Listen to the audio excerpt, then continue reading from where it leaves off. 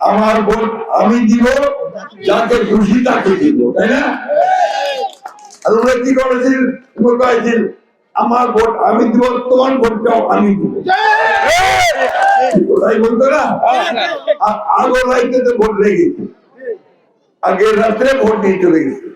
এবার কিন্তু একটা নতুন ব্যাপার আছে, এবার নৌকাটা নাই, নৌকাটা উড়াই গেছি, পালাই গেছি, ওই দিল্লিতে বসে আছে, তাই না? তো এখন যারা দিল্লি থেকে পালাই গেছে তাদেরকে বহুবার বলছিলাম যে ভাই এত খারাপ কাজ করেন না, তাদের পারাবার পথ খুঁজে পাবেন না, ঠিক আছে? ওই একেবারে আপনার উড়োজাহাজে করে হেলিকপ্টারে করে পালাই ফেলে গেল।